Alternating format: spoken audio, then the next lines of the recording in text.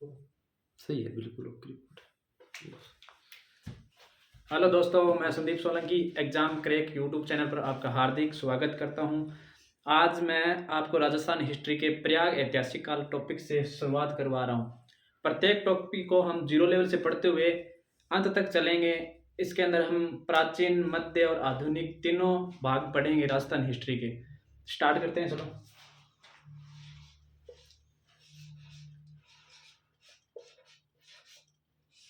सबसे पहले हम इस शब्द का अर्थ समझ लेते हैं। इतिहास, इसका मतलब हम नॉर्मल सा यही समझते हैं, इतिहास यानी कि अतीत की घटनाएं।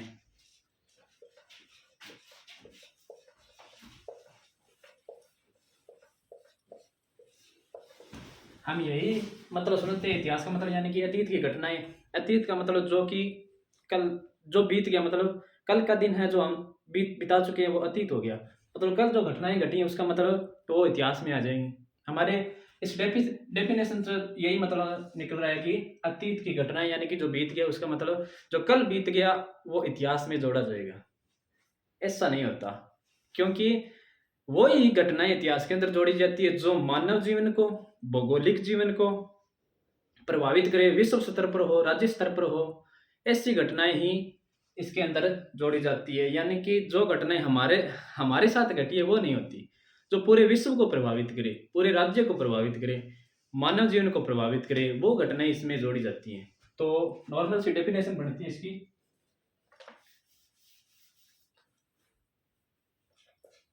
वह घटनाएं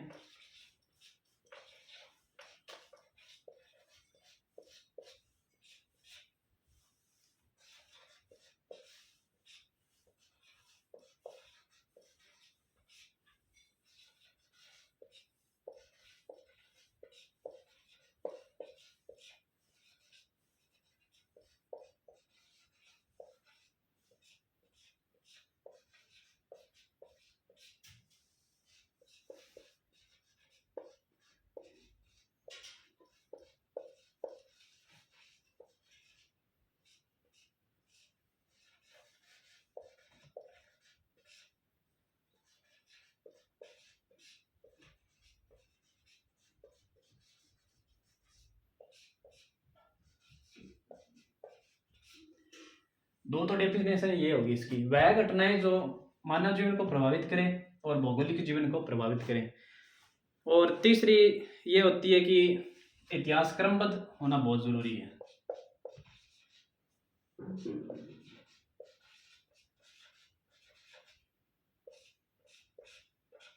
ऐसा तो नहीं कि हम स्टार्ट करते हैं पहले 1857 की क्रांति स्टार्ट कर देते हैं अभी, चलो नहीं, हम तो औरंगजेब से बढ़ाएंगे, अकबर की तरफ चलेंगे। ऐसा नहीं होता। इतिहास का क्रमबद्ध होना बहुत जरूरी है। जो घटनाएं पहले घटी है उस नंबर सीक्वेंस से चलनी चाहिए, तभी इतिहास है, नहीं तो इतिहास नहीं है। और जैसे कि हमने यहाँ देखा है, मानव जीवन को प्रभावित करने वाली घटनाएं, भौगोलिक जीवन को प्रभावित, हाँ, कोरोना काल में पूरे विश्व को प्रभावित किया था कोरोना ने, वो घटनाएं इतिहास में जोड़ी जा सकती है। अब हम समझते हैं इतिहास के साक्ष्य, और इसके साक्ष्य होने बहुत जरूरी है। अगर किसी चीज के साक्ष्य नहीं है तो वह इतिहास में नहीं आएगी। साक्ष्य से हमें इतिहास की जानकारी मिलती है। साक्ष्य देखते हैं कौन कौन से साक्ष्य हैं।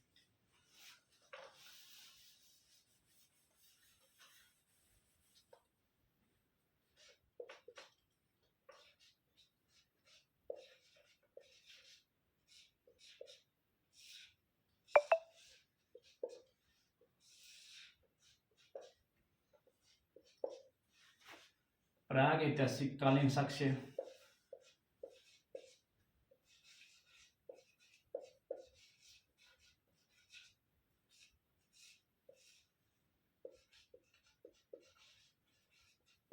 साहित्य से प्राप्त साक्ष्य और विदेशी विवरण।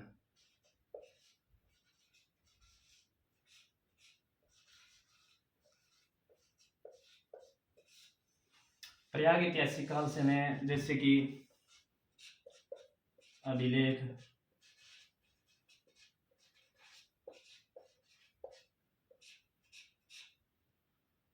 गुहालेख,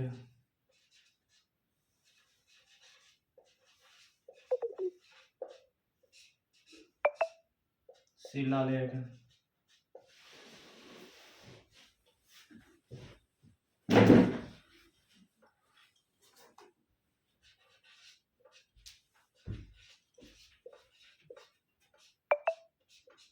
मुद्रा विलेख,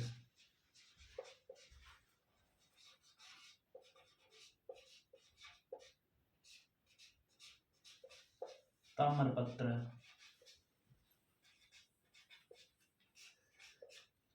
और चित्रित चित्र, स्तंभ लेख,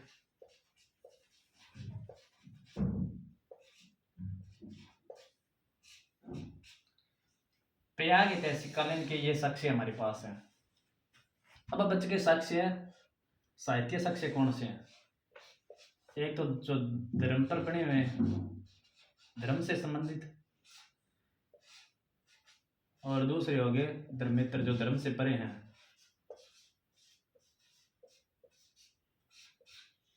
ये साक्ष्य कौन से? धर्म में जैसे हमारे रामायण से जानकारी मिलती है हमें, महाभारत होगी,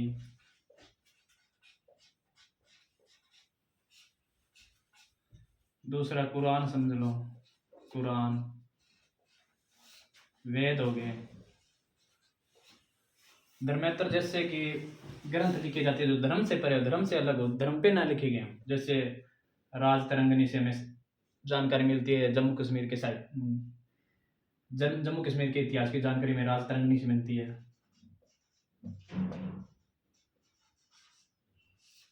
अर्थशास्त्र से हमें जानकारी मिलती है मौर्य काल की। ये तो हो गए इनके साहित्य साक्ष्य। और बात कर लेते हैं हमें विदेशी विवरण की भी। विदेशी विवरण कौन सा है?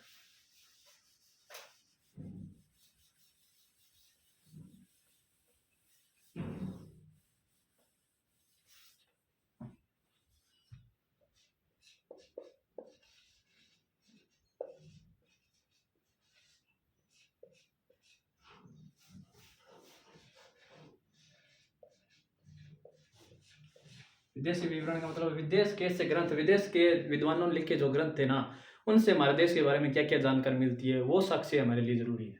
जैसे कि हेरोडोटस आते हैं, हेरोडोटस, इन्हें भारत के इतिहास का जनक कहा जाता है। इनकी एक बुक है हिस्टोरिका,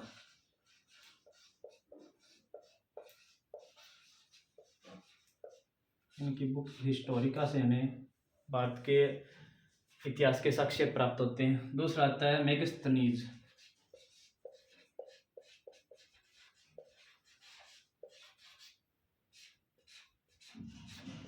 इनकी बुक है इंडिका,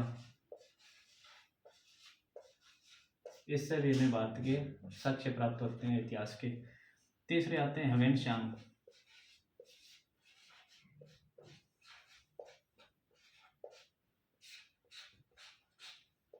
इनकी एक बुक है शियुकी।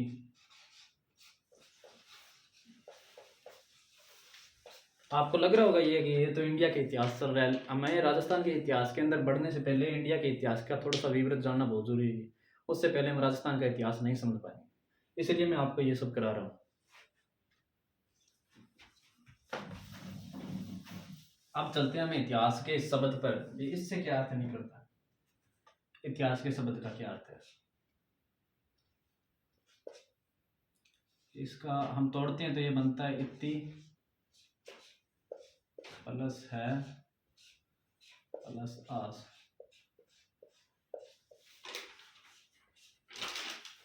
इसका इति का मतलब बनता है इस प्रकार,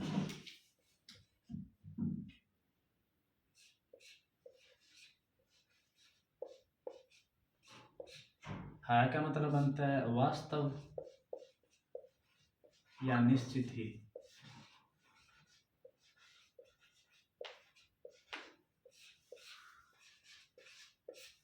और आस का मतलब घटित घटनाएं।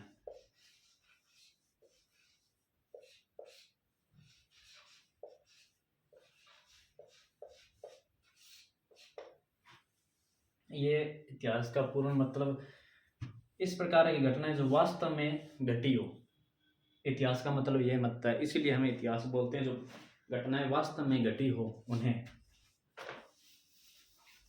अब चलते हैं हम इतिहास को कितने भागों में बांटा गया है पढ़ लेते हैं।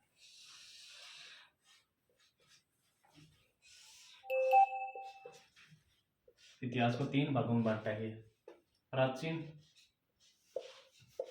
प्राचीन काल,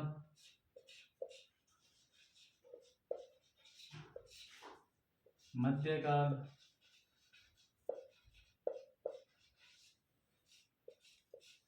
और वर्तमान या आधुनिक।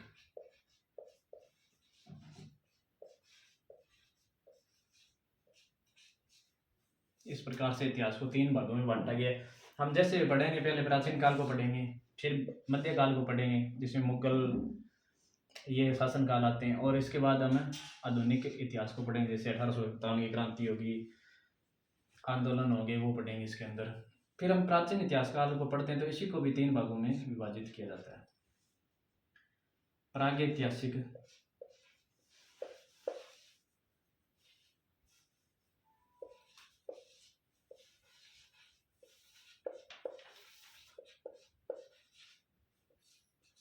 प्रागैतिहासिक,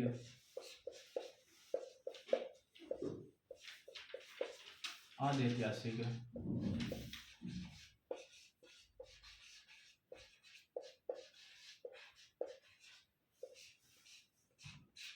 और तीसरा आता है ऐतिहासिक।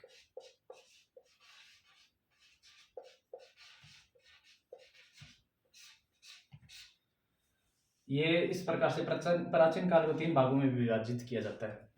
प्रयाग ऐतिहासिक काल में वह घटनाएं हैं जो हम लिख लेते हैं, मतलब थोड़ा सा इसको मिटा लेता हूँ।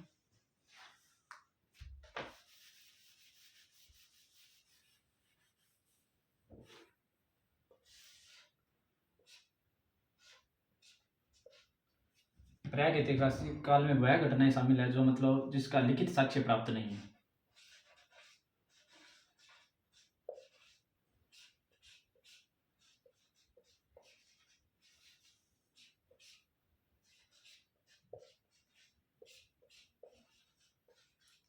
जिसके लिखित साक्ष्य प्राप्त नहीं है और सिर्फ यानी कि केवल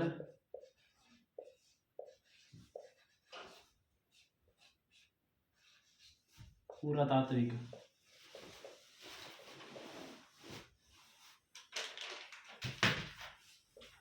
साक्ष्य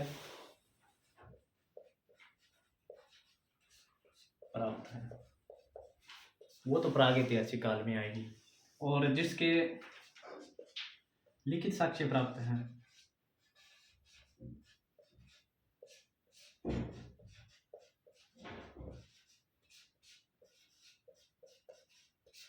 लेकिन पढ़ा नहीं जा सकता,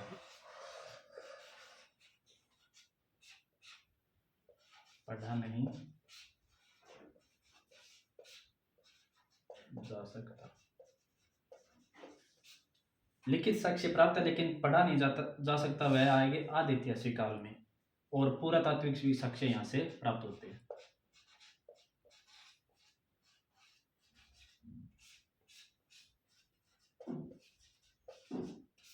नेक्स्ट बच गया ऐतिहासिक। ऐतिहासिक में आते हैं, यानी कि यहाँ से लिखित साक्ष्य प्राप्त है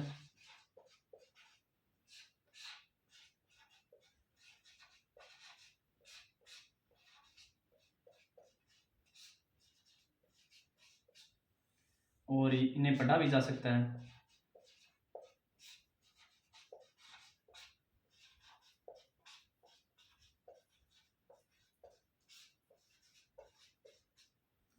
और पुरातात्विक साक्ष्य, यानी कि तीनों साक्ष्य यहाँ से प्राप्त है।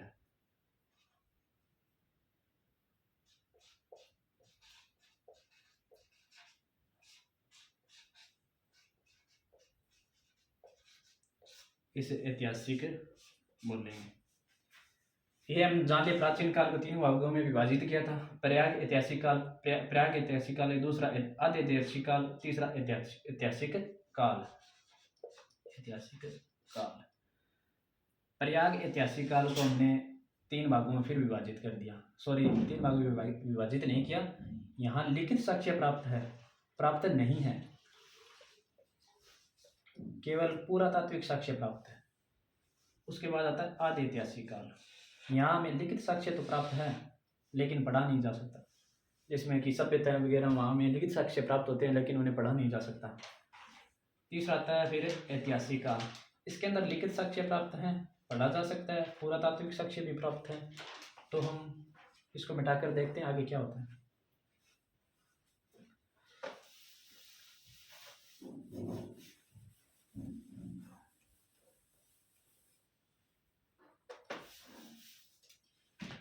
हम बात कर रहे थे प्रयाग ऐतिहासिक काल की।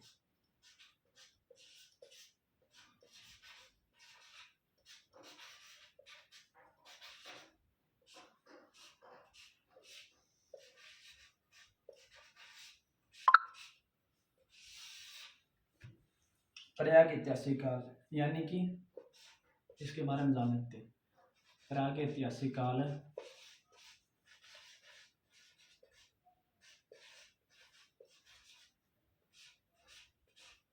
या प्री हिस्ट्री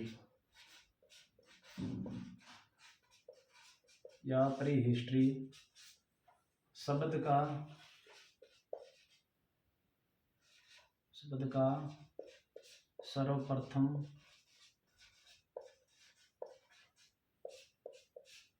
प्रयोग, यानी कि प्रयाग ऐतिहासिक काल शब्द का सर्वप्रथम प्रयोग किस व्यक्ति या विद्वान ने किया था? तो इसका प्रयोग डेनियल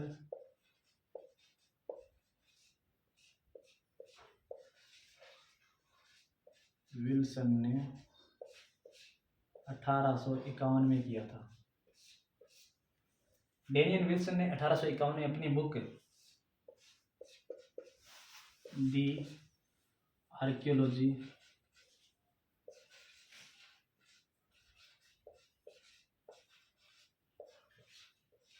आर्कियोलॉजी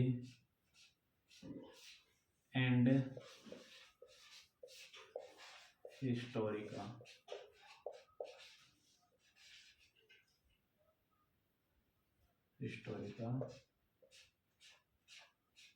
एनल्स स्कॉटलैंड।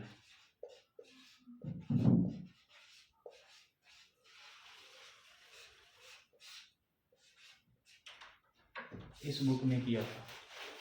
इस बुक में डेनियल विल्सन ने सर्वप्रथम प्रयाग ऐतिहासिक शब्द का प्रयोग किया था। इनकी बुक थी the archaeology and Historica annuls Scotland.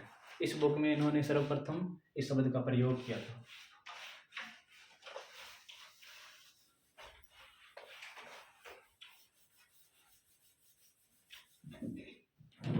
एक विद्वान आते जिनका नाम है थॉम्सन।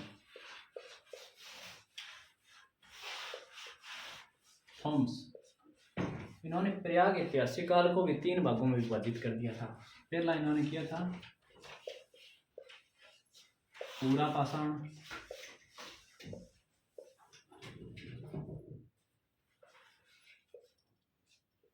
दूसरा ताम्रकांस्य,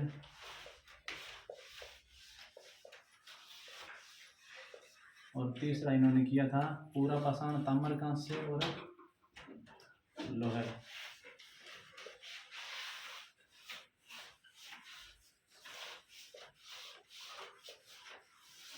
इन 3 भागों में इन्होंने इसको विभाजित कर दिया था।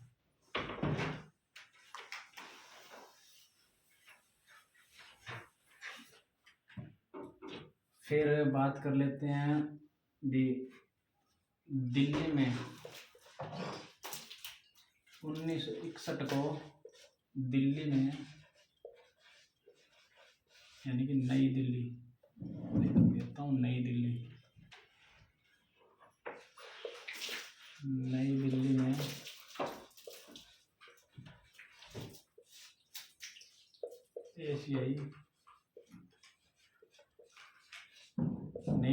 एशियाई विद्वानों का सम्मेलन हुआ था। 1961 में नई दिल्ली में एशियाई विद्वानों का सम्मेलन हुआ था, जिसमें इन विद्वानों ने प्रयाग ऐतिहासिक काल को 3 भागों में विभाजित कर दिया था। पाषाण काल,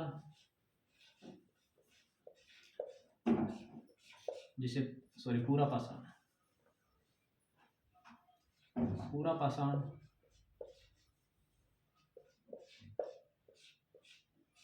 दूसरा मध्य पाषाण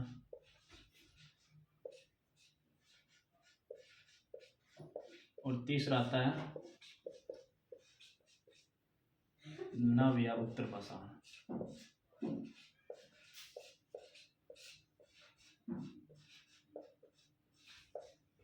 ऐसे विद्वानों ने 1961 में नई दिल्ली में एक सम्मेलन हुआ था। एशिया महाद्वीप के बड़े बड़े विद्वान यहाँ आए हुए थे। उन्होंने एशियाई विद्वान 1961 में नई दिल्ली में एशियाई विद्वानों ने पूरा पाषाण, मध्य पाषाण और नव पाषाण 3 भागों में प्राग ऐतिहासिक काल को विभाजित कर दिया था। नेक्स्ट हम पढ़ते हैं। पहले हम जान लेते हैं प्रयाग ऐतिहासिक काल 3 भागों में विभाजित हो गया तो पूरा पाषाण काल के सर्वप्रथम साक्ष्य कहाँ प्राप्त हुए थे, मध्य पाषाण काल के सर्वप्रथम साक्ष्य कहाँ प्राप्त हुए थे, ये जानकारी हमें जान लेते हैं।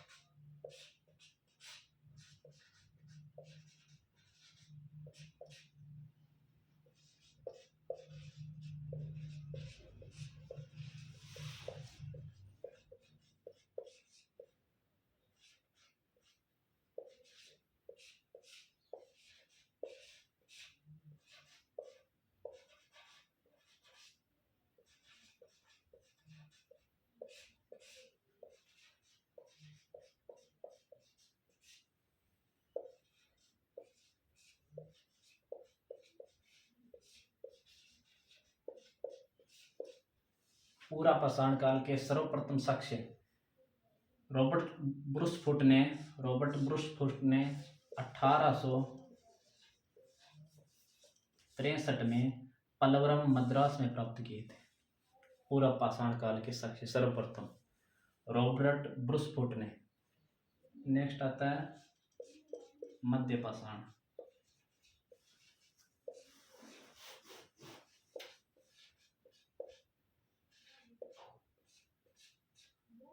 मध्य पाषाण काल के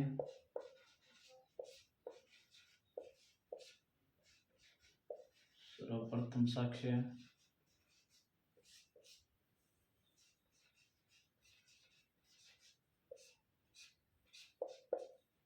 सीएल कार्लाइल नामक विद्वान ने विंध्याचल पर्वत श्रेणी में खोजे थे।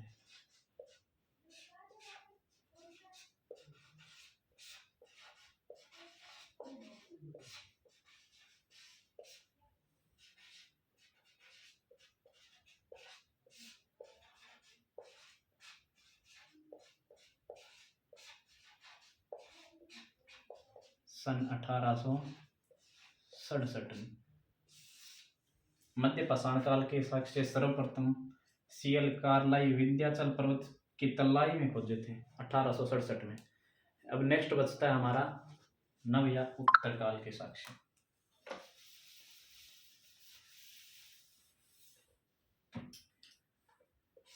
नव या उत्तर काल, नव पाषाण,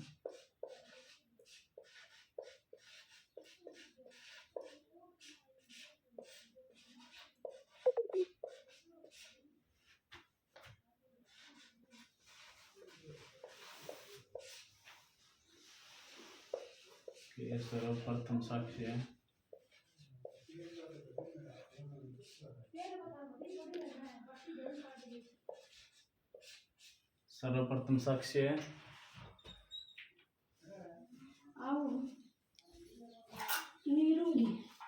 इसके साक्ष्य सर्वप्रथम लेम ने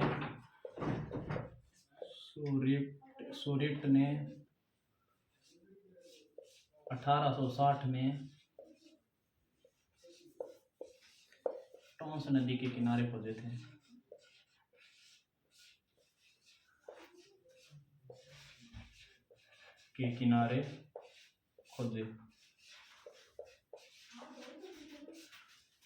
थोड़ा सा इसका और जान लेते हैं हम, बाकी हम नेक्स्ट क्लास में पढ़ेंगे। एक ये और बता देता हूँ आपको, पाषाण का मतलब क्या होता है। पाषाण यानी कि पत्थरों का युग।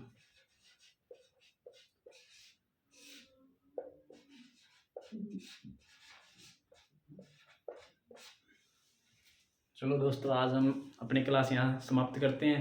आप हमें कमेंट करके ज़रूर बताएं कि हमारी क्लास आपको कैसी लगी। धन्यवाद।